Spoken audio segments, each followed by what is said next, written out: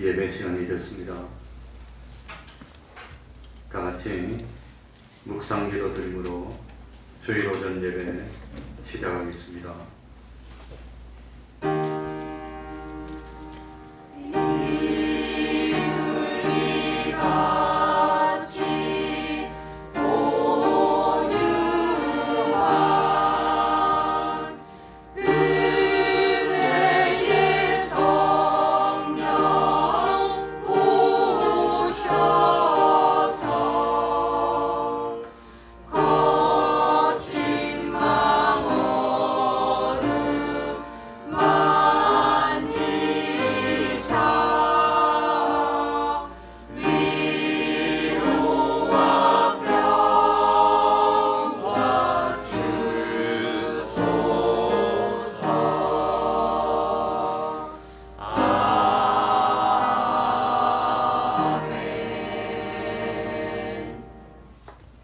하나님 아버지, 변함없이 우리를 사랑하여 주시고 오늘도 거룩한 부활의 주일을 맞이하여서 우리들의 발걸음을 하나님의 전으로 인도하여 주시고 하나님께 기도할 예배드릴 수 있고 기도할 수 있도록 은혜 베풀어 주시니 참으로 감사드립니다. 하나님 아버지, 세상 사람들은 눈으로 보아도 깨닫지를 못하고 귀로 들어도 깨닫지를 못하지만 참 하나님을 믿는 우리들에게는 많은 증거가 있어서 이제는 멸망으로 가고 죽음으로 가는 삶을 사는 것이 아니라 부활의 소망을 가지고 영생을 바라보며 삶을 살 수 있도록 은혜 베풀어 주셨으니 진실로 감사드립니다. 썩을 것을 심어서 썩지 아니할 것을 거두는 그 놀라운 구원의 비밀, 참 육의 것, 욕된 것, 약한 것을 심어서 신령한 것을 열매로 거두고 영원토록 있는 것을, 강한 것을 열매로 거둘 수 있는 구원의 길을 보여주셨으니 하나님 아버지, 이제는 기꺼이 자기를 부인하게 하여 주시고 주님이 지셨던 그 십자가 나도 원하고 원해서 질 수 있는 그 믿음을 가질 수 있도록 은혜 베풀어 주옵소서. 당장 사는 것 같지만 참 그것이 사는 것이 아니라 영원한 멸망을 당하는 그 길을 걷는 저희들 되지 않도록 하여 주시고, 당장은 많은 사람이 가지 않고 힘들고 좁은 그 길 같지만 그러나 그 마지막이 영생이고 평안이 되는 그 길을 가는 저희들이 되게 하여 주옵소서. 인생의 모든 질고를 주님께 맡길 수 있는 은혜 베풀어 주시고 주님 안에서 평안을 누리는 그 평안이 진정한 평안이고 진정한 기쁨인 것을 깨닫도록 하여 주옵소서. 참 여호와를 목자로 삼고 주님이 인도하시는 대로 따르기만 하여서 사망의 음침한 골짜기를 통과할 때도 두려움이 없고 때를 따라 쉴만한 물가로 참 푸른 초장으로 이끌어 주셔서 부족함이 없는 저희들이 되게 하여 주시고, 마침내 인생이 끝나갈 때 이제 참 생명을 하나님께 전하고 가야 할 그때에 두려움이 없이 나의 지나온 발자취를 돌이켜보면서 참 부끄러움이 없고 보람을 느끼는, 참 잘 살았다는 그런 고백을 할 수 있는, 참 후회되지 않는 삶을 사는 저희들이 되게 하여 주옵소서. 우리 태평동교회 권속의 가정에 항상 하나님의 충만한 은혜가 넘치게 하여 주시고 온전한 믿음의 가정 되게 하여 주시고 때를 따라 열매 맺는 가정 될 수 있도록 은혜 베풀어 주옵소서. 주님의 이름으로 모인 곳곳마다 하나님의 은총이 함께하여 주시기를 바라며 예수님 이름으로 기도하옵나이다. 아멘. 다 같이 자리에서 일어나셔서 찬송가 21장입니다. 찬송가 21장입니다.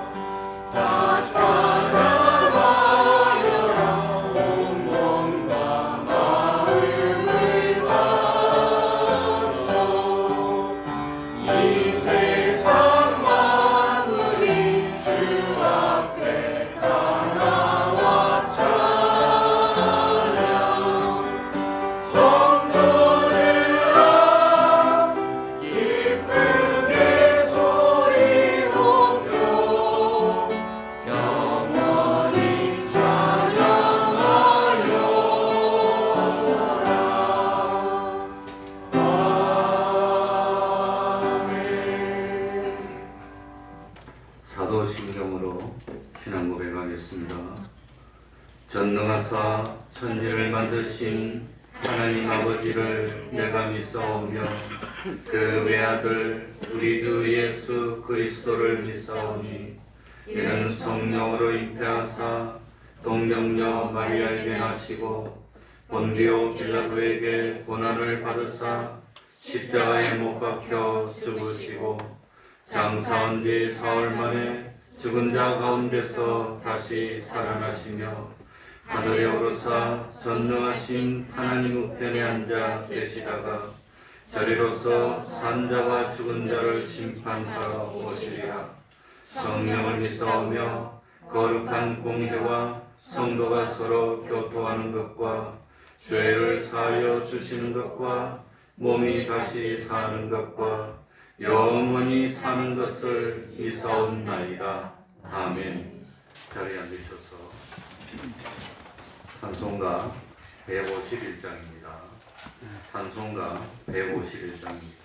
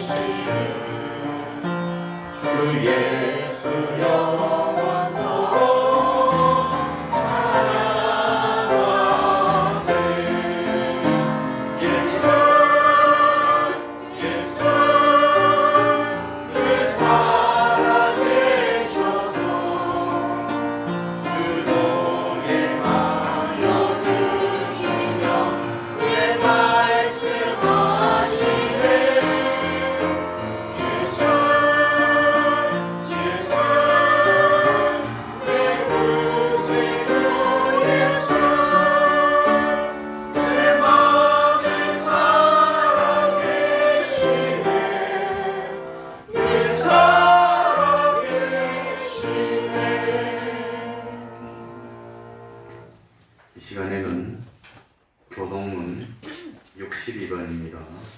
교동문 62번입니다. 찬송가 뒤쪽에 교동문 62번을 들어가겠습니다.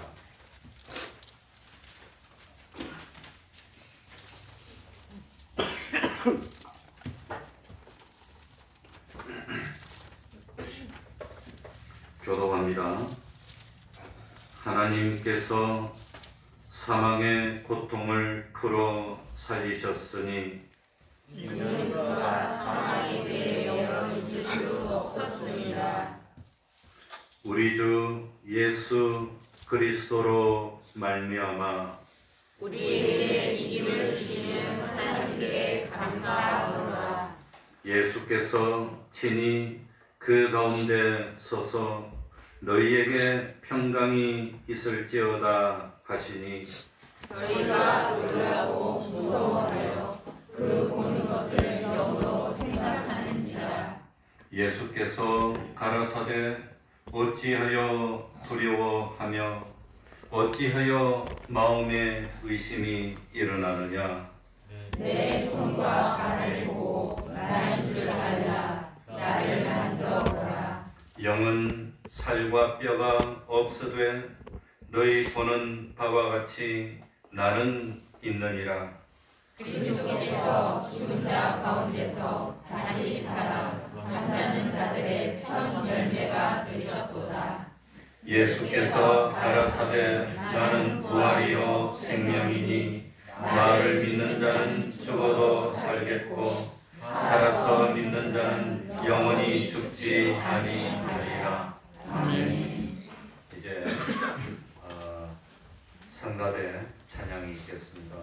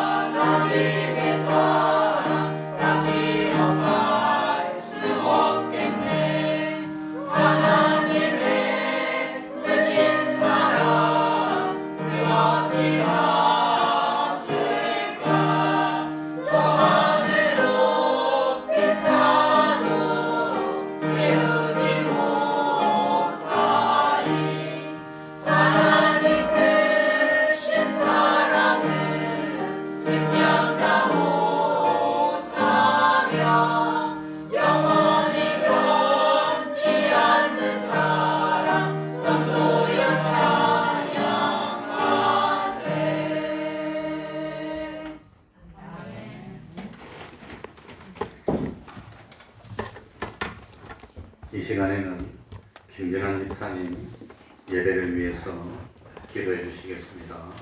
다 같이 기도드리겠습니다.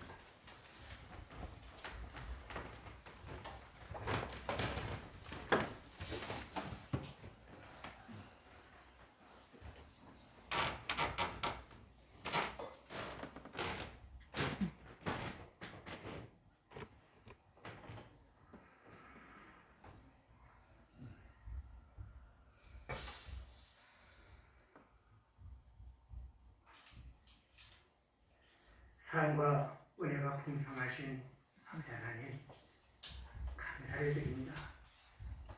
오늘도 변함없이 저희들을 사랑하여 주셔서 주님의 자녀로 저희들을 인도하여 주시고 영원하신 하나님을 찬양하며 예배할 수 있도록 믿음을 허락하여 주시는 감사를 드립니다. 아버지 하나님께서 지난 한 주간도 동행하여 주시고 저희 말씀으로 입혀 주셔서 그 말씀과 뜻대로 행하기를 다짐하며 살아왔던 저희들 실수하고 넘어지고 우리의 욕망으로 어리었었던 저희들이지만 변함없는 하나님의 그 은혜와 사랑 속에 말씀의 열매를 맺게 하여 주시오니 감사를 드립니다. 늘 주님이 오신 날이 아버지 하나님의 가까이 와 있음을 고백하며 준비하는 저희들의 되기를 간절히 소원합니다. 이 단에서 내려오는 그 말씀으로 한 주간도 그 말씀을 묵상하며 살아가기를 다짐하며 살아왔던 저희들, 주께서 말씀하시기를 우리를 예배하고 예배하는 자로 언제나 세워주시고 하나님의 자녀로 온전히 세워주심을 믿고 고백합니다. 욥의 개원에 보였던 그 고난의 시간들, 그 고난 끝에 우리는 그 영광을 바라봅니다. 우리의 이 수고와 이 어려움 속에서도 하나님께 달려가는 그 믿음 안에 하나님의 영광의 자리가 있음을 고백합니다. 하나님의 축복의 자리가 있음을 이 시간 고백합니다. 우리를 위하여 십자에 달리시까지 사랑하였던 주님, 오늘 이렇게 믿는 자들의 산 소망이 되게 알려주신 부활의 소망으로 오신 주님, 그 주님을 사랑하며 섬기며 그 말씀대로 순종하며 주님을 닮아가기를 소원합니다. 이 시간 특별동교회를 사랑하여 주시고 운행하여 주시고 하나님 인도해 주심을 감사를 드립니다. 우리의 작은 믿음을 가지고 아버지 하나님 허락하신 그 일을 감당할 수 있을 때 하나님 이 교회가 충만한 교회로 아버지 하나님의 사랑과 생명의 말씀을 전하는 교회로 쉼없이 모이고 흩어지는 이 교회를 통해서 영광받아 주심을 믿습니다. 이 교회가 아버지 하나님 기도하는 교회요, 하나님 말씀 가운데 무릎 꿇기를 원합니다. 이 교회를 통해서 이 어둠이 밝혀지게 하여 주시옵시고 빛 대신 주님의 뜻을, 주님의 나라를 이루어가는 교회 되게 하여 주시옵소서. 아버지 하나님, 주일학교 학생회를 축복하여 주시옵소서. 다시금 아버지 하나님, 주님의 자녀들을 가르치고 양육하여서 주님께 기둥 같은 일꾼으로 세움받을 수 있도록 은혜 내려 주시옵소서. 아버지 하나님, 이를 위해 쓰임받는 교사들 위해 지혜와 능력으로 함께하여 주시고 주의 사랑으로 넘치게 하여 주시옵소서. 이 시간도 아버지 하나님 앞에 찬양으로 예배하는 성가들 위해 함께하여 주시고 그 준비하는 손길까지도 감사함으로 아버지 헌신하는 마음으로 달려나올 수 있도록 은혜 내려 주시옵소서. 이 시간도 아버지 하나님 배틀해지는 모든 손길들, 예배를 듣는 손길들 위해 함께하여 주시옵시고 이 시간 아버지 하나님, 주님의 전에 들어오는 모든 성도들이 안에서 내려오는 모든 말씀으로 승리하는 한 주간이 될 수 있도록 도와주시옵소서. 다니엘서 오신 목사님 늘 강건함을 허락하여 주시고 그 말씀을 통해서 저희들이 우리 주의 사랑을 나누며 주의를 감당케 하여 주시옵소서. 이 예배를 드리기 원합니다. 주님, 이 시간 여러 가지로 하나님 앞에 아우사를 가지고 나온 문제들을 주님 보듬어 주시고, 이 시간 진정 하나님이 주시는 참 평안을 누리게 하여 주시고, 하나님 모든 말씀이 우리 마음 안에 새기게 하여 주셔서 한 주간도 그 말씀으로 힘을 내고 승리하며 아버지 열매를 맺는 저희들이 되게 하여 주시옵소서. 모든 말씀 우리 원하여 주신 예수님 이름으로 기도드리옵나이다. 아멘.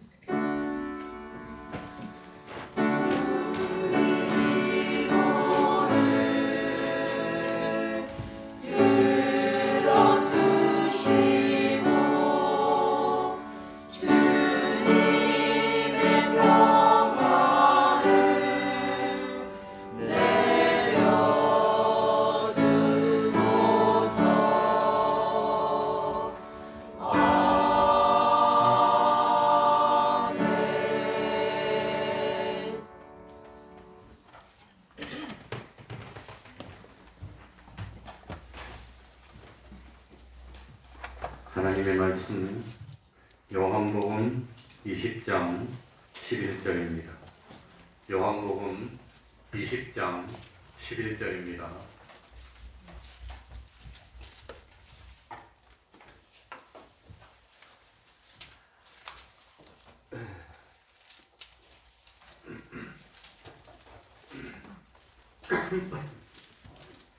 제가 읽겠습니다. 요한복음 20장 11절입니다. 마리아는 무덤 밖에 서서 울고 있더니 울면서 굽으려 무덤 속을 들여다보니 흰옷 입은 두 천사가 예수의 시체 뉘었던 곳에 하나는 머리편에 하나는 발편에 앉았더라. 천사들이 가로되 여자여 어찌하여 우느냐. 가로되 사람이 내 주를 가져다가 어디 두었는지 내가 알지 못함이니이다. 이 말을 하고 뒤로 돌이켜 예수의 서신 것을 보나 예수신 줄 알지 못하더라. 예수께서 가라사대 여자여 어찌하여 울며 누구를 찾느냐 하시니 마리아는 그가 동산지기인 줄로 알고 가로되 주여 당신이 옮겨 갔거든 어디 두었는지 내게 이르소서. 그리하면 내가 가져가리이다. 예수께서 마리아야 하시거늘 마리아가 돌이켜 히브리 말로 라보니여 하니 이는 선생님이라.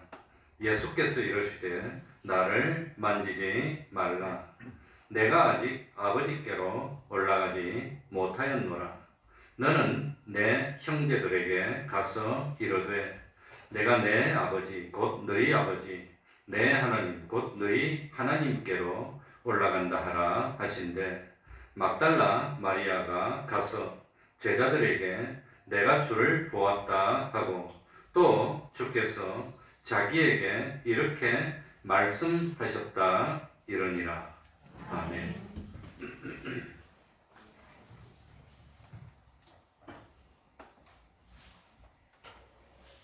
예수님은 성경 말씀대로 우리 죄를 위해서 죽으셨습니다. 또한 예수님은 성경 말씀대로 다시 살아나셨습니다. 그러니까 예수님의 죽으심과 예수님의 부활은 성경에 예언된 그대로 됐다고 하는 겁니다. 예수님 자신도 자기의 죽음과 부활에 대해서 계속 말씀해 오셨습니다.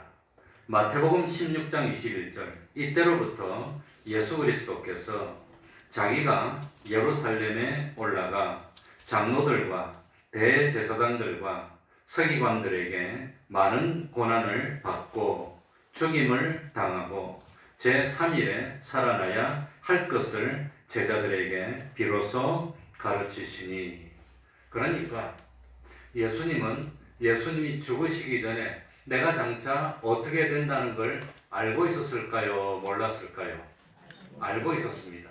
제자들에게 미리 말을 했을까요? 하지 않았을까요? 말도 다 했습니다. 한 번만 한 게 아닙니다. 요한복음 2장 19절 이하에도 같은 내용이 나오고 있습니다. 그래서 예수님은 성경 말씀에 예언된 대로 죽으셨고 죽으셨을 뿐 아니라 성경에 예언된 대로 다시 살아나셨습니다. 이걸 믿습니까? 아멘. 이걸 믿으면 구원을 받는 믿음이 있는 겁니다. 그래서 예수님의 부활은 너무나도 당연한 일이고 반드시 필요한 일이었습니다. 그리고 예수님의 부활을 보여주는 증거는 너무나도 많습니다. 심지어는 로마의 참 초대교회 시절에 이게 뭡니까? 로마의 총독들이 황제에게 올린 보고서에도 예수님이 부활했다고 다 나오고 있습니다.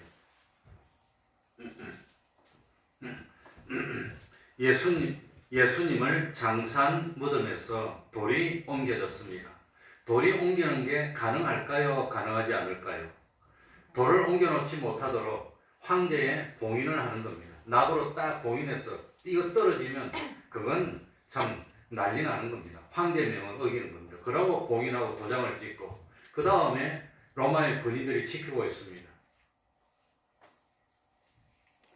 그리고 무덤 안에 보니까 세마포를 쌌던 그 예수님을 쌌던 세마포가 처음에 예수님을 싼 모양 그대로 남아 있는 겁니다. 예수님이 부활하시고 시공을 초월한 신령한 몸으로 세마포를 놔두고 그대로 쏙 빠져나왔어요. 그것이 그대로 남아 있었습니다. 여기에 대해서 하늘로부터 내려온 천사들이 이 예수님 이 시신이 놓여있던 양쪽에 있었는데 그 천사들이 예수님의 부활을 증거했습니다. 이런 증거는 너무나도 많이 남아 있습니다. 그런데 이런 증거는 간접 증거라고 하는 겁니다. 간접 증거. 예수님이 부활했다는 정황을 나타내는 겁니다. 그러면 예수님이 부활하셨다는 직접 증거가 뭘까요? 직접 증거가 뭐지요? 부활하신 예수님, 죽었었던 예수님이 부활해서 여러분 앞에 짱 하고 나타나는 겁니다. 그거보다 더 큰 증거는 없습니다. 그러면서 참 이 영은 살과 뼈가 없는데 만져보라 만져보라. 같이 음식도 먹고 같이 대화도 하고 그거보다 큰 증거가 있습니까? 못자국도 만져보라. 창자국도 만져보라. 그러고 믿지 않는 자가 되지 말고 뭐하는 자가 되라. 그거보다 더 큰 증거가 어디 있습니까? 그래서 이 성경을 보면 적어도 예수님은 부활하신 후에 10번 이상 나타났습니다. 몇 명에게 나타났을까요? 적어도 갈릴리 산에서 몇 명이 모였을 때 500명. 그러니까 500명 이상에게 10번 이상 부활하신 모습을 보였고 심지어는 제자들에게 참 밥도 같이 먹고 만져보라 그러고 그랬다고 하는 겁니다. 그런데 예수님은 부활하신 후에는 단 한 번도 불신자들과 만난 적이 없습니다. 안 만났습니다. 우리 같으면 어떻게 하겠습니까? 참 내가 이 부활했다는 것을 나를 그렇게 멸시하고 핍박하고 참 나를 갖다 하나님의 아들이 아니라고 했던 그 원수들, 대제사장들, 서기관들, 바리새인의 지도자들 그 앞에 부활한 모습으로 딱 나타나서 너희들아 이놈아 너희가 나 죽는 거 봤지? 이렇게 살아나서 이렇게 보이고 싶을 겁니다.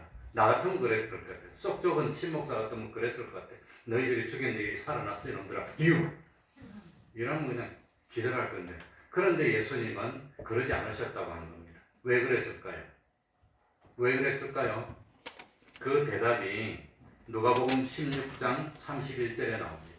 뭐라고 되어 있죠? 누가복음 16장 31절 가로되 모세와 선지자들에게 듣지 아니하면 비록 죽은 자 가운데서 살아나는 자가 있을지라도 권함을 받으리라 받지 않으리라 받지 않는다는 겁니다. 그러니까 안 믿으려고 작정한 사람들에게는 죽었다가 살아난 모습을 보여도 소용없다는 겁니다. 아예 안 믿으려고 결심을 하고 이빨을 악물고 안 믿으려고 하는 사람들은 그래도 안 믿는다는 겁니다. 그러니까 요즘 세상 돌아가는 거 보면 모릅니까? 안 믿을 사람은 눈에 보여줘도 안 믿어 그냥. 또 엉뚱한 소리 하는 겁니다. 엉뚱한 소리 하는 겁니다.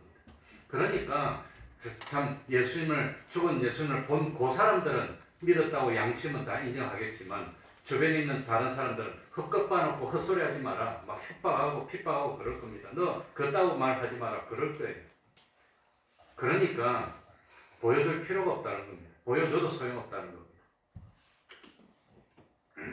그래서 예수님은 부활하시고 난 뒤에부터, 사실은 부활하기 이 한 보름 전부터 불신자들 안 만나요. 그러니까 처음에는 불신 세상에 나가서 전파하고 십자가를 지기 가까워 올수록 제자들만 가르치고, 부활하고 난 뒤에는 불신자는 아예 안 만납니다. 사실 예수님의 무덤을 지키던 파수꾼들은 거짓말할 이유가 없습니다. 무덤을 지켰던 파수꾼들이 예수님의 시신을 도난당하면 자기들이 대신 죽어야 됩니다. 로마의 법입니다. 그런데 시신을 도난당했다고 뭐 말하면 되겠습니까? 부활해서 날아갔다 그래요. 그래 안 죽을 거 아니에요. 신이 와서 부활했다 그래 안 죽지. 도난당했으면 지키던 사람들은 책임져야 되는 겁니다. 너희들이 잠잤나? 뭐 때문에 도난당했니? 그럼 죽어야 돼요. 그런데 무덤을 지키던 이 로마의 군병들이 천사가 갑자기 강림했다는 겁니다. 그러더니 지진이 막 나더니 돌이 저절로 확 하고 움직이게 됐다는 겁니다. 그러더니 예수님이 부활해가지고 뿅 하고 없어져 버렸어. 그러면 자기 책임 아니잖아요. 그렇게 말을 하니까 대제사장들이 뭐라고 그랬습니까? 돈 많이 줘가지고 총독한테도 돈 많이 줬어. 훔쳐갔다 그러더라도 너희들 책임 안 지게 해줄 테니까 훔쳐갔다고 해라고. 그래가지고 이 예루살렘이 돈이 어마어마하게 많은 나라입니다. 로마의 식민지 중에 최고로 많은 나라입니다. 그래가지고 어마어마한 뇌물을 주고는 훔쳐갔다고 시켜가지고, 그래 로마의 병정들이 안 죽을 것 같으니까 뇌물 받고 훔쳐갔다고 그렇게 거짓말했습니다. 그러니 로마의 병정들이 가가지고 대제사장에게 보고를 했을 때 그 대제사장은 진실을 알게 된 겁니다. 그래도 진실에는 관심이 없어. 그냥 안 죽어. 그러니까 애당초부터 예수님을 안 믿으려고 뭐 했던 사람입니까? 결심을 했던, 이빨을 악물었던 사람들. 그 사람들은 그렇게 진실을 봐도 안 믿는 거예요. 그냥 외면해버리는 겁니다. 그러고 자기 할 말만 하는 겁니다. 요즘 대한민국 정치판하고 똑같아요. 똑같아요. 어쨌든지. 그래서 예수님은 그 안 믿는 그런 참 불신자들에게, 말해도 소용없는 자들에게는 모습을 나타내지 않으셨다고 하는 겁니다. 그리고 예수님은 부활하신 후에 제일 먼저 부활한 모습을 누구에게 보여줬을까요? 누구에게? 11절입니다. 11절. 마가복음 16장 9절부터 읽어보겠습니다. 예수께서 안식 후 첫날 이른 아침에 살아나신 후에 전에 7 귀신을 쫓아내어 주신 막달라 마리아에게 먼저 보이시니, 그러니까 부활하신 예수님이 최초로 자기 부활하신 모습을 보여준 대상이 누구란 말이지요? 막달라 마리아였다는 겁니다. 12 제자도 아니었습니다. 예수님의 뭐 참 어머니도 아니었습니다. 그 막달라 마리아, 이름 없는, 막달라는 지명 이름입니다. 저 시골촌에 있는 막달라에 살고 있는 마리아, 그 막달라 출신의 마리아에게 제일 먼저 보여줬다고 하는 겁니다. 왜 그랬을까요? 이 막달라 마리아는 귀신이 들었던 사람이니까, 귀신 들려서 그냥 뭐 정신없이 미친 그런 일을 하다가 예수님으로부터 고침받았던 그런 사람입니다. 그런데 왜 예수님이 그 수많은 12 제자도 있고 어머니도 있고 예수님을 섬겼던 살로메도 있고 뭐 다 많은데 왜 그 많은 사람 놔두고 막달라 마리아에게 자신을 보여줬을까요? 그 수많은 사람 가운데 이 죽었던 뭡니까? 죽은 예수님을 위해서 최고로 간절한 마음으로 울면서 주님을 섬기려고 했던 그 마음이 가장 막달라 마리아가 많았기 때문에 자기를 가장 많이 찾았던 그 막달라 마리아에게 제일 먼저 나타나셨다고 하는 겁니다. 이 막달라 마리아는 예수님을 간절히 원하고 기다리고 있었습니다. 그래서 참 무덤에까지 쫓아왔고 무덤을 지키고 있었고 그랬던 막달라 마리아에게 그 정성에 감동해서 주님이 응답해서 최초로 보여주셨다고 하는 겁니다. 그러니 예수님이 비중 있는 인물, 예수님의 수제자들, 예수님의 육신의 어머니, 그런 것보다도 제일 예수님을 간절히 원했던 막달라 마리아에게 제일 먼저 기쁜 소식을 전했다고 하는 겁니다. 예수님은 부활하신 후에 승천하시기 전에 며칠을 땅에 계셨지요? 며칠 동안? 40일 동안 있었습니다. 이 40일 동안 주님은 부활하신 후에 뭐만 가르쳤나? 하늘나라에 대해서만 가르칩니다. 부활하신 후에. 다른 안 가르쳐. 하늘나라의 일에 대해서 말씀하시는 겁니다. 그리고 이 참 부활이 있다는 걸 제자들에게 깨닫게 해서 낙심하고 흩어져 있던 그 제자들을 다시금 용기를 줘가지고 땅 끝까지 가서 주님을 위해서 순교를 할 수 있는 그런 사람으로 주님이 교육시켜야 되는 그런 할 일이 많았습니다. 그런데 그 수많은 할 일이 많았음에도 불구하고 예수님이 막달라 마리아에게 제일 먼저 보여주셨습니다. 11절 우리 같이 읽어 제가 읽겠습니다. 마리아는 무덤 밖에 서서 뭐하고 있더니 울고 있더니 또 울면서 굽으려 무덤 속을 뭐하니? 지금 이게 울면서 누구를 찾고 있는 겁니까? 예수님을 찾고 있는 겁니다. 정말로 간절하게 찾고 있으니까 찾고 있는 마리아에게 주님이 먼저 나타나신 겁니다. 행한 대로 갚아주시는 하나님이십니다. 오늘 본문에는 없지만 원래 이 헬라 말에는 그러나가 있다고 합니다. 그러나. 뭐 때문에 그러나가 있느냐? 요 앞에 이 마리아가 이 무덤에 당도했습니다. 무덤에 뭐 하려고 왔느냐? 예수님의 몸에 향품을 바르려고. 예수님이, 제자들은 예수님이 죽는 순간 낙심하고 그냥 뻗어버리고 다 흩어져 버리고 실망하고 그냥 자포자기하고 막 이리 쓰러져 있는데, 그런데 이 막달라 마리아는 쓰러져 있지 않고 뭐 했다면 무덤에 와서 예수님의 시신이라도 끌어안고 향품을 넣고 예수님에 대한 애정이 변함이 없었다는 겁니다. 무덤까지 찾아와서 시신이라도 그대로 붙들려고 그래가지고 무덤에 와보니까 예수님이 부활했다는 소식을 누가 제일 먼저 압니까? 무덤이 비었다는 소식을, 부활한 게 아니라 막달라 마리아가 제일 먼저 알았습니다. 그래가지고 놀래가지고 제자들이 모여있는 곳에 가서 예수님의 무덤이 비었어요. 시신이 없어졌어요. 난리가 나서 말하니까 이 12제자 중에서 베드로와 요한이 뛰어옵니다. 뛰어와가지고 무덤 속을 보니까 시신 진짜로 없어. 없네? 그리고 12제자는 없네? 그러고 그냥 가버렸어요. 그러나 제자들은 갔지만 그러나 누구는 무덤에 남아있단 말입니까? 막달라 마리아는 못 가고 남아있는 예수님의 시신을 찾아야 돼. 이건 못 찾아. 이 제자들은 비었네? 그러고 가버렸어요.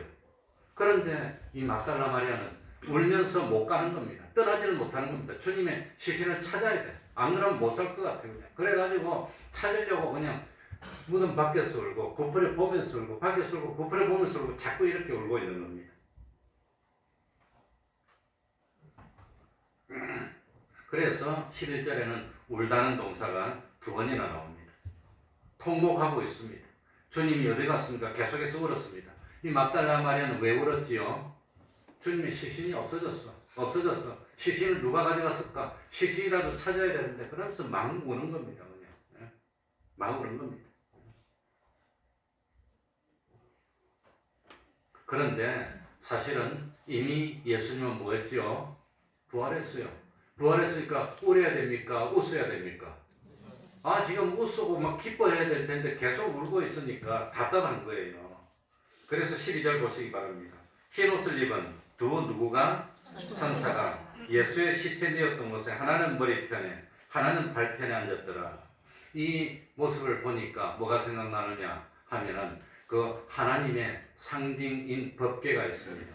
법궤는 지성소 안에 있습니다. 이 법궤의 모양에는 뭡니까? 이 그룹이 누구지요? 천사의 다른 이름입니다. 이 천사가 이 그룹 양쪽에 있습니다. 하나는 법궤 이쪽에, 하나는 법궤 이쪽에. 그래가지고 법궤를 딱 지키는 모습으로 법궤가 만들어져 있는데 이 법궤 위에 천사가 있는 것을 시온소라 그럽니다. 어쨌든지 그런데 그 법궤가 있던 그 그룹들이 천사가 법궤 양쪽에 있었던 것하고 똑같이 예수님의 시신이 누워있던 곳에 하나는 예수님 머리편에 하나는 발편에 천사가 딱 지키고 있는 겁니다. 그런데 그 천사의 모습이 누구 모습이었다고 그랬지요? 사람 모습이었다고 나옵니다. 누가복음 24장 4절에 그 같은 내용이 기록됐는데 천사는 사람의 모습이고 마가복음 16장에도 같은 내용이 기록됐는데 그 천사는 사람 중에서도 누구 모습? 청년 모습. 그러니까 젊은 남자 모습입니다. 청년 모습. 그러니까 마리아는 참 이 천사가 있는데 청년 모습의 천사가 있었기 때문에 흰 옷 입고 있었기 때문에 아마도 이 천사라는 걸 알아보지를 못한 겁니다. 아마 마리아는 사람들이 와서 예수님의 무덤에 돌을 옮기고 그리고 예수님의 시신을 그냥 다른 데로 그냥 빼돌렸다고 생각하는 모양입니다. 그리고 난 뒤에 이 예수님이 있던 곳에 있던 천사는 아마 나머지를 정리하고 청소하는 그런 사람으로 여긴 것이 아닌가 생각했습니다. 그러니까 마리아는 지금 예수님을 찾고 있으니까 다른 사람이 있는 건 관심이 없는 겁니다. 예수님이 없는 겁니다. 그래서 예수님만 보면서 눈물을 흘리고 우리 주님을 어디 가져갔나? 누가 가져갔나? 어디가 가져갔냐? 참 그것만 생각하고 있는 겁니다. 그러니까 천사의 모습을 정확하게 아마 못 봤던 것 같습니다. 주님이 없어졌다는 겁니다. 그러니까 천사가 제일 먼저 한 말이 뭡니까? 13절에 천사들이 가로되 여자여 어찌하여 뭐하느냐? 이거는 뭐 때문에 오느냐? 왜 오느냐? 이렇게 들을 수도 있지만 다른 뜻으로 하면 지금 울 때가 아니라는 겁니다. 기뻐하고 웃어야 될 텐데 왜 오느냐? 왜 오느냐? 그 의미입니다. 이게. 그러니까 기뻐해야 되는데 왜 울고 있느냐? 그런 의미라고. 야, 너가 찾는 예수님이 살아나셨는데 왜 울고 있어? 주님이 살아나셨다는 걸 가르쳐 주려고 안달이 난 그런 물음이라고 하는 겁니다. 그겁니다. 그런데 여기서 중요한 것은 13절에서 최고로 중요한 단어는 뭐냐면은 이 막달라 마리아가 예수님을 뭐라고 부르고 있습니까? 13절 가운데 보니까 사람이 내 누구를 예수님이 죽었는데도 변함없이 예수님은 나의 누구십니까? 나의 주님이라고 하는 겁니다. 예수님이 죽었지만 이 제자들은 예수님이 죽으니까 끝났어. 요즘 말로 하면 예수 믿으니까 그러진 않지만 술 먹고 퍼져가지고 그냥 포기하고 그냥 자학하고 그냥 그런 상태라고 하는 겁니다. 믿는 제자들이니까 뭐 술 먹고 그러진 않지만 그렇게 원했던 주님이 죽고 없으니까 희망이 없어졌어. 완전히 늘어져가지고 다 포기야 그냥 인생 포기야. 내가 헛살았어 그냥. 우리 주님이 죽었어. 나는 어떻게 해야 돼? 답이 없는 겁니다. 그래서 포기하고 퍼져있는 제자들과 달리 이 막달라 마리아는 주님이 죽었건 살았던 변함없이 나의 누구십니다. 지금도 나의 주님이라는 겁니다. 그만큼 막달라 마리아가 주님을 믿는 믿음은 이건 뭐 강렬했습니다. 사실 뭐 막달라 마리아의 이런 믿음은 사실은 미신적일 수도 있습니다. 죽고 없는데 부활을 모르니까 죽고 없는데도 그래도 내 주님이야. 무조건 주님이야. 나 주님이야. 그냥 그만큼 막달라 마리아는 주님을 향한 뭡니까? 이 참 애정이 강했다고 하는 겁니다. 시신이라도 난 붙들어야 되겠네.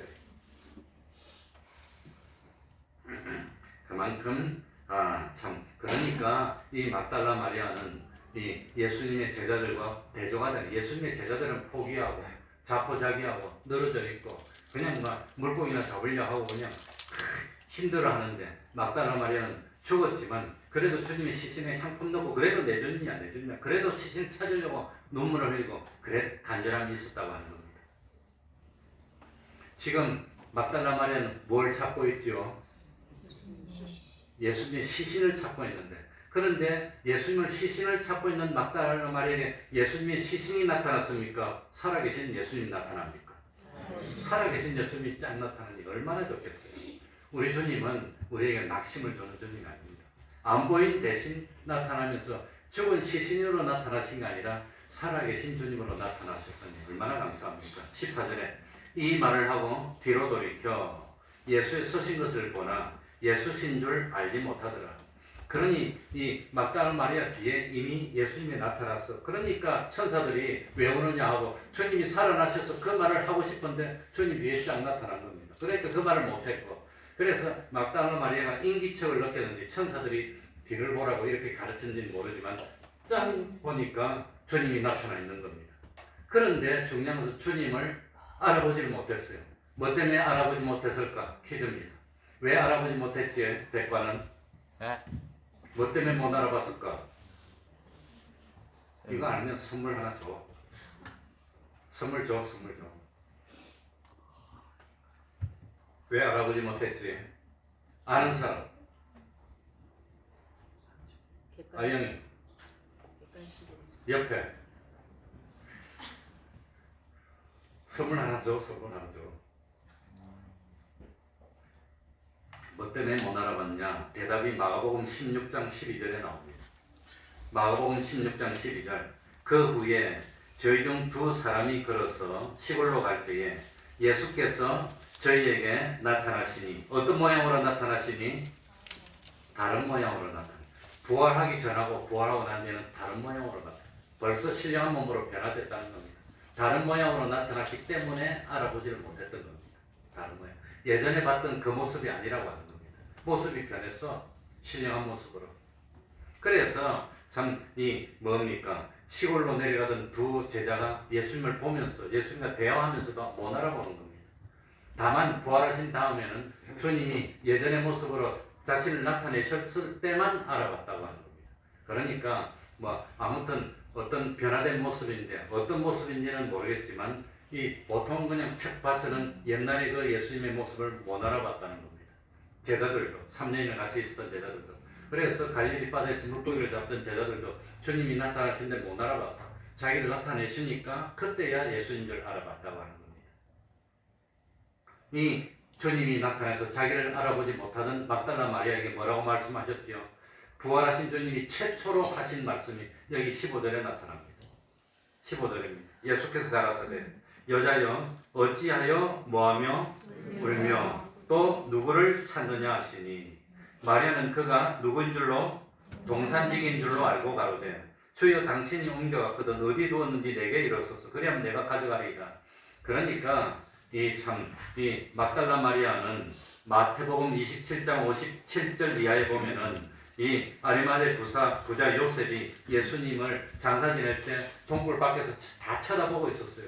그러니까 아마 아리마대 부자니까 아주 대단한 부자였던 모양인데 부자니까 자기 아마 가족묘라든지 그 묘를 가지고 있었어요.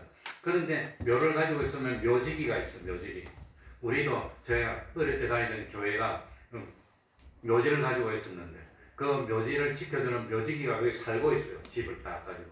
그 묘지기가 있고 동굴 안에 있던 사람들은 묘지기 밑에서 심부름하는 그런 일꾼으로 열었던 겁니다. 그러니까 예수를 못 알아보고 그 동산에 있는 이 부잣집 요셉의 집에 묘지기 아니면 집에 뭐 집사 정도 되는 청지기 정도 되는 사람에게 아주 공손하게 부탁하는 겁니다. 공손하게. 뭐라고 부탁했습니까? 15절 뒤에 그가 동산인 줄 알고 아주 주여 당신이 옮겨갔거든 어디 뒀는지 내가 이렇소서 내가 가져가게. 시체가 귀찮아서 부잣집 여기 묻었다가 그냥 다른 데로 옮겨서 내버렸다면은 내가 책임질 테니까 어디야 옮겨놨는지 나한테 말만 해주시면 내가 책임지겠습니다. 그런 의미입니다. 시신이라고 내가 기둥이 여기고. 그랬더니 참 16절에 보면 예수께서 마리아에 하시거늘 마리아가 돌이켜 그러니까 동산지기가 말을 하고 난 뒤에 마리아는 무덤 쪽으로 다시 옮겼는데 뒤에서 예수님이 마리아라고 불러주셨어요. 그 마리아라고 부른 목소리가 누구 목소리입니까? 예수님의 목소리. 얼마나 좋았습니까? 그러니까 히브리 말로 라보니요. 이 라보니라는 말은 아주 공경하는 말이라 그럽니다. 예수님을 알아봐서 예수님 이제 제대로 불렀다고 하는 겁니다. 그러니까 드디어 예수님을 만나서 슬픔이 변해서 뭐가 됐습니까? 기쁨이 됐습니다. 예? 그래서 17절에 보니까 참 16절에 예수께서 마리아 돌아 17절에 예수께서 이르시되 나를 뭐하지 말라? 만지지 말라. 이제 번역이 이게 적절하게 못됐습니다. 만지지 말라가 아니고 뭘까요? 이럴 경우는 영어나 다른 언어로 된 성경을 봐야 됩니다. 단순하게 나를 만지지 마. 나 신령한 몸이니까 너 참 그런 몸으로 날 만지지 마. 그런 뜻이 아닙니다. 그래서 영어 성경 중에서 직역이 되어 있는 NASB를 보니까 그러니까 stop clinging to me로 되어 있어. stop ing가 무슨 뜻이죠? stop ing, stop to가 있고 stop ing가 있습니다. stop to는 뭡니까? 뭘 하기 위해서 동작을 그만두는 겁니다. stop to는. stop ing는 뭐 하고 있는 동작을 그만두는 겁니다. 그러니까 stop clinging이니까 뭡니까? 나를 붙들고 있는데 계속 붙들지 말고 이제는 놓아줘 그 뜻입니다. 왜? 아버지를 만나러 가야 되니까. 이 막달라 마리아는 예수님 놓치기 싫어. 다시는 안 놓칠 거야. 붙들고 안 놔줘. 얼마나 좋았던지 안 놔줘. 그러니까 그만 붙들어. 난 다시는 안 버릴 거야. 이제 좀 놓아줘. 그만 붙들어. 그겁니다. 그런데 잘못하면 뉘앙스가 뭐로 들리죠? 만지지 마. 부적다 만지지 마. 그게 아닙니다. Stop clinging to me. 그리고 의역엔 NIV, 우리가 제일 많이 보는 쉬운 성경인 NIV는 뭐라고 번역돼? Do not hold on to me. hold on이 뭐죠? 꽉 잡고 있는데 그만 잡으라는 겁니다. 그러니까 이걸 만지지 말라는 것은 이거는 뭐 혹시 그냥 부정 탈까봐 손대지 말라 그런 의미로 나도 알았는데 영어를 보니까 그게 아니에요. 그래서 여러 가지 학자들이 쓴 주석을 보니까 이겁니다. 영어로 stop ing, stop clinging to입니다. 날 붙들고 늘어지지 마라. 이제는 너 안 버릴 테니까. 그래서 예수님이 마태복음 끝에 내가 세상 끝날까지 너희와 어떻게 하리라? 함께 하니까 나 안 가. 그 지난주에 내가 이제 좀 나으라고 내가 고만 괴롭히라고 그랬더니 나 도망가는 걸 도망 안 갑니다. 함께 합니다. 이제는 그 의미가 뭐냐? 독립적인 신앙을 가져란 말입니다. 언제까지 내가 고민해야 되느냐? 내가 없을 때 드잘해야지. 한식 비울 수도 있고 뭐 그런 의미입니다. 어디 도망가는 거 아닙니다. 그러니까 날 만지지 말라는 것은 난 붙들지 마. 난 도망 안 갈 거야. 함께 할 거야. 그런 의미입니다. 그러면서 17절 뒤에 보면 예수님이 제자들을 누구라고 불렀지요? 누구? 형제. 형제. 왜 형제일까요? 예수님이 왜 제자를 형제라고 불렀을까요? 아버지. 왜 형제입니까? 네? 요한복음 1장 12절 영접하는 자, 곧 그 이름을 믿는 자들에게는 하나님의 뭐 되는 권세? 하나님의 자녀, 하나님의 아들 되는 권세. 그러니까 하나님의 아들이 다 같이 됐어요. 이제는 구원받아서. 그러니까 예수님하고 제자들하고 같은 아들이니까, 같은 아버지의 아들이니까 뭐라 말입니까? 형제라고 하는 겁니다. 그래서 여기 내 아버지 곧 누구 아버지?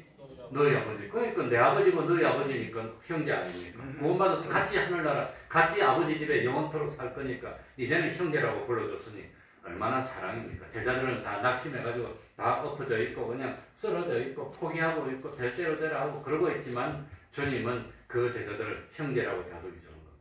형제라고 하는 겁니다. 이게 주님의 사랑입니다. 그래서 참 막달라 마리아는 너무너무 기뻐서 주님의 말씀대로 18절 다 같이 읽고 마치겠습니다. 막달라 마리아가 다 같이 읽습니다. 시작. 막달라 마리아가 가서 제자들에게 내가 주를 보았다 하고 또 주께서 자기에게 이렇게 말씀하셨다 이러니라. 그러니까 막달라 마리아는 한 행동이 얼마나 보면 내가 주를 보았답니다. 우리 예수 믿는 사람이 평생 예수 믿으면서 주님을 체험한 적이 있습니까? 없습니까? 한 번이라도 체험했다면 내가 주님을 이렇게 체험했습니다 하고 증거할 수 있어야 되는 겁니다. 예수님이 살아계십니다. 하나님이 살아계십니다. 증거할 수 있어야 되는 겁니다.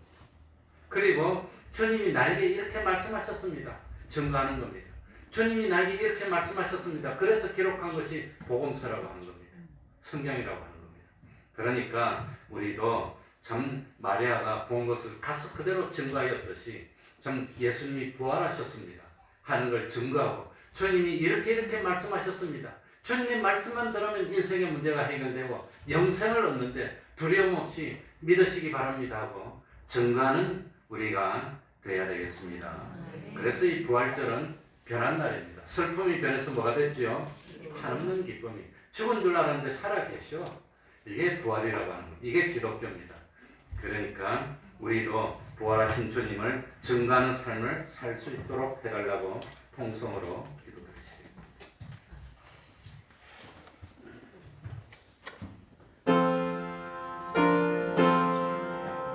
하나님 아버지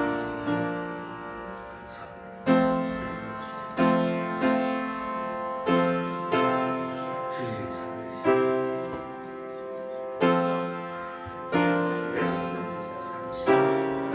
참으로 외칠 수 있었지.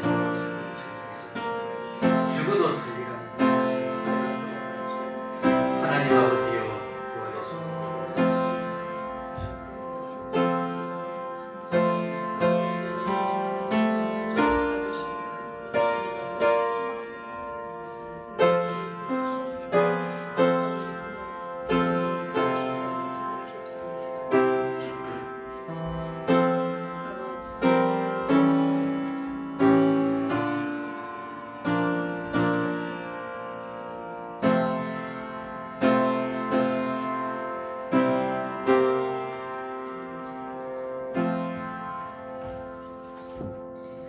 찬송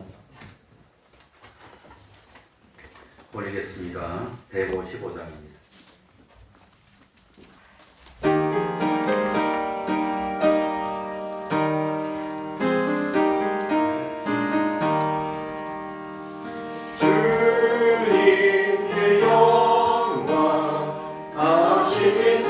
사신 주 사망 권세 모두 이기시었네. 기도 이은 천사 돌을 옮겼고 누우셨던 곳을 비어 있었네.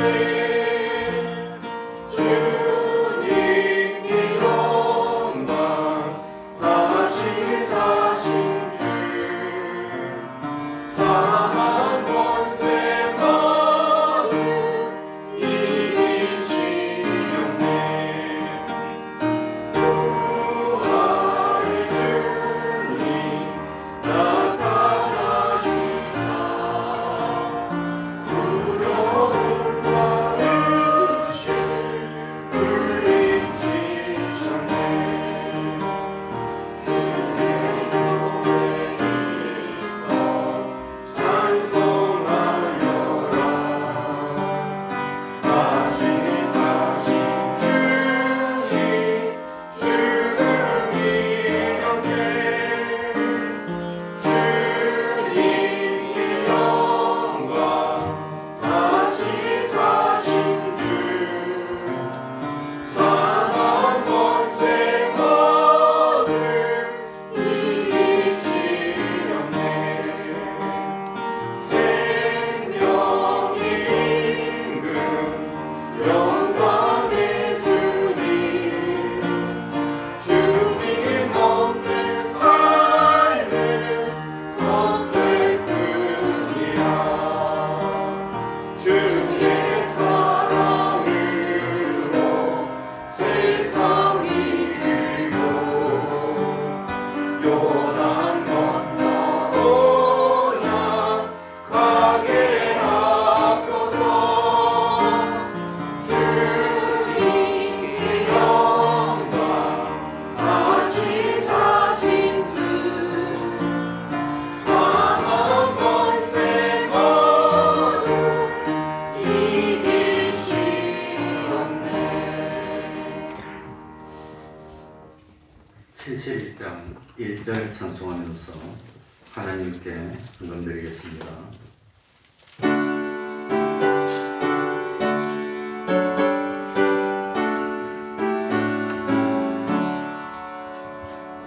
내게 있는 모든 것을 아낌없이 바치네. 사랑하고 의지하여 주만 따라가겠네. 주께 드리네. 주께 드리네. 사랑하는 주주 앞에 모두 드리네.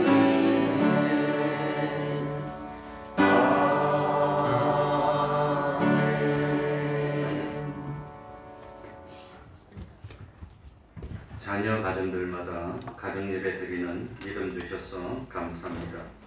예수만 섬기는 집에서 살게 하시니 감사합니다. 새 생명 허락하여 주심 감사합니다.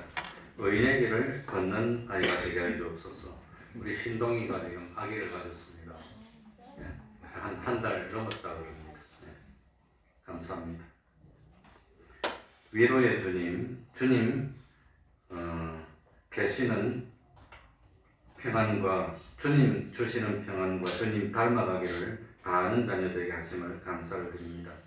늘 지켜 주신 은혜 감사합니다. 믿음으로 붙들어 주소서. 오늘 특별히 현우가 나왔습니다. 감사합니다. 한번 기도하겠습니다.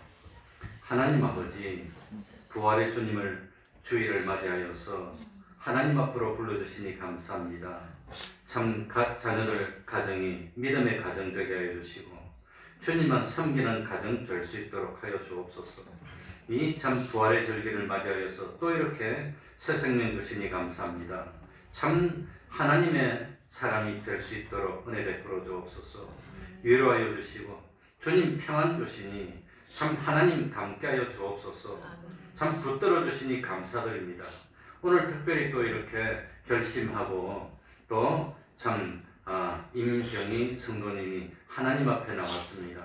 참 하나님께 모든 인생의 짐을 맡기고 주님 안에서 평안을 누리며 우리 하나님 진리와 영감으로 인도하여 주실 때에 순종으로 따라서 참 부족함이 없는 삶을 살고 참 구원을 맛볼 수 있도록 은혜 베풀어 주시옵소서. 예수님 이름으로 기도하옵나이다. 아멘.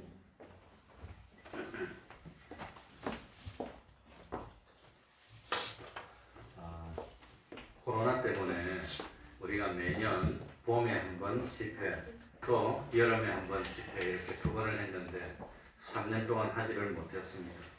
그래서 사실 금년부터 다시 집회를 다시 시작하기로 했는데 아무래도 그래도 연로하신 분들이 많고 또 숙식을 함께 하면은 혹시 좀 위험할까 해서 이번 5월달 집회까지는 그냥 보내고 이 8월 여름 집회 무주에서 하는 것부터 다시 하기로 우리들이 다 의견을 모았습니다. 그래서 금년부터 7월 31일 월요일부터 8월 3일까지 무주 집회를 다시 시작하게 됐습니다. 3년간 쉬다가 다시 하려고 하니까 많이 힘도 들고 또 어려움이 있지만 그래도 하나님의 참 축복을 바라보면서 잃어버렸던 그 열심을 되찾고 하기 위해서 다시 시작하기로 했으니까 기도하시고 준비해서 금년 여러분도 또다시 하던 집회를 다시 할 수 있도록 우리가 다 준비했으면 좋겠습니다. 그리고 참 그 집회를 앞두고 그 전국에 있는 우리 목회자들이 다 모여서 일주일 동안 기도를 하는데 아무튼 금년 5월달부터 4월달부터 예전에 하던 대로 4월 둘째 주 지나고 일주일 모이고 6월 셋째 주 지나고 일주일 모이고 그렇게 2번 모이는데 장소는 뭐 제천에서 할 때도 있었는데 대부분 그 경상남도 남해성 그게 그 여기 있는데 상주 해수욕장 바로 옆에 우리 그 기도원이 하나 있습니다. 그리 크진 못하고 옛날에 금양교회라고 교회를 했는데 지금은 그냥 기도원으로 만들어 놓고 있는데 기도원이 조그맣니다. 그래서 기도원 안에서 그 전에 잠잘 사람 자고 웬만한 사람은 주변에 펜션을 얻어가지고 있었는데 지금은 코로나 때문에 위험하니까 잘 때는 2사람씩 흩어져서 펜션으로 흩어져 잠을 자고 밥 먹고 예배 드릴 때만 모여요. 이렇게 해서 다음 주 중에 제가 뭐 10일부터 월요일부터 금요일까지 있는데 풀타임으로 다 참석은 못하고 한 2박 3일이나 1박 2일만 참석하려고 합니다. 그러니 기도 많이 해주시기 바랍니다.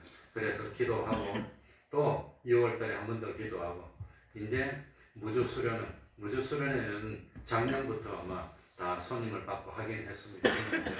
우리들이 다시 이렇게 한다고 해서 제일 피크 타임인데 7월 31일부터 월화수목 4일간 했었으니까 아마 뭐 8월 3일까지 하려고 준비하고 있습니다. 예. 그러면 다 같이 일어나셔서 1장 찬송 부르고 예배를 마치겠습니다.